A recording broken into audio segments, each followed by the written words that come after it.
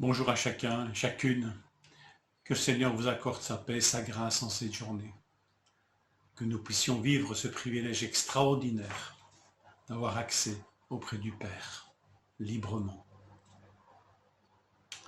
Éphésiens 3,12.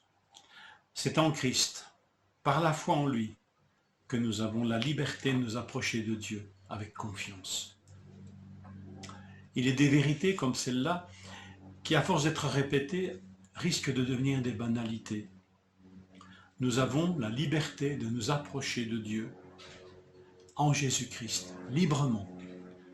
Eh bien, ça pourrait être, cette vérité extraordinaire pourrait devenir une banalité.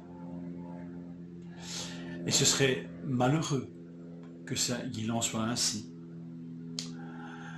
Le mot ici traduit par liberté est traduit souvent dans l'évangile de Jean par ouvertement.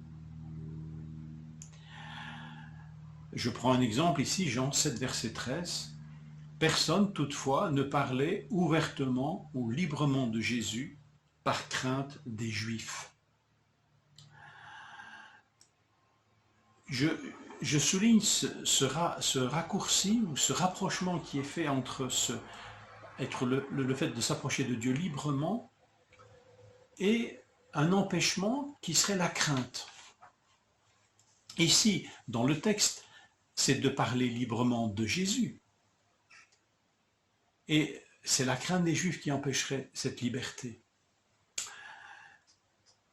Il faut remettre ça dans son contexte, bien entendu. Mais qu'est-ce qui nous bloquerait, nous, à parler librement à Dieu, à Jésus-Christ, ou à Dieu par Jésus-Christ, par crainte de quoi? Est-ce que parfois nous avons déjà réfléchi ou fait le point sur les raisons constatées souvent dans beaucoup de nos vies? Pourquoi notre vie de prière est-elle si anémique? Pourquoi avons-nous difficile à prier? Avons-nous déjà réfléchi? Avons-nous déjà emprunté ce sentier de réflexion, de la crainte? Le verset de l'évangile de Jean, en tout cas, moi, m'interroge. Quelle crainte pourrait me bloquer dans l'usage de cette liberté unique que Jésus m'a accordée? De le prier, de l'invoquer, d'avoir accès à lui en tout temps. Quelle crainte? Crainte de ne pas être accepté? À ce moment-là, il faut que je revienne à l'évangile de la grâce, de savoir qu'en Jésus-Christ, nous sommes acceptés par Dieu. Et de redécouvrir cette liberté incroyable que nous n'avions pas sans que Jésus-Christ, sans l'œuvre de Christ. Il n'y a que parce que Christ est venu et a fait ce qu'il a fait que nous avons cet accès auprès du Père.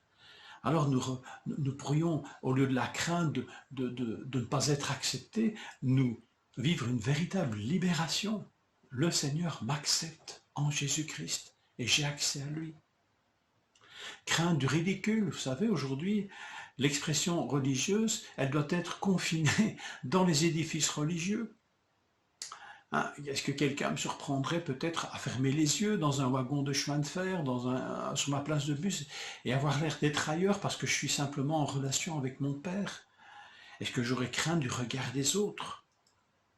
Alors qu'aujourd'hui, on nous encourage à des comportements en termes entre guillemets de religiosité laïque ou religion un peu alternative, on n'a pas peur du ridicule. Hein. Est-ce que nous avons intégré, comme moi je l'ai intégré souvent, que prier en public, prier en dehors d'un édifice religieux, c'est pas convenable, c'est incongru? Est-ce que j'ai la crainte d'être accusé de perdre mon temps? Prier, c'est pour les mystiques ça. Crainte nourrie par une mauvaise compréhension que j'ai de Dieu et dont je ne suis pas délivré. Peut-être crainte aussi de la réponse que je vais recevoir. Là, j'ai la foi, mais je n'ai pas envie d'entendre cette réponse, ou je soupçonne Dieu de pouvoir répondre dans un sens qui ne me plairait pas. Enfin bref,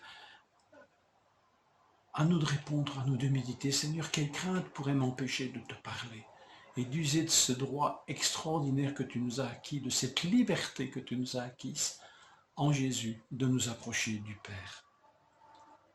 Seigneur, si ma vie de prière est anémique, ne serait-ce pas à cause d'une crainte inavouée, incomprise, que je ne parviens pas à formuler? Alors Seigneur, toi, qui sont de mon cœur et mes reins. Faire monter, Seigneur, cette crainte afin que je te l'apporte, que je te la confesse, que tu m'en libères, afin que je m'approche de toi. Pour nourrir peut-être encore notre réflexion et savoir à qui nous nous adressons en Jésus-Christ, revenons d'urgence au verset 14 à 20 du chapitre 3. Quelle prière! Que Seigneur nourrisse notre méditation. Bonne journée.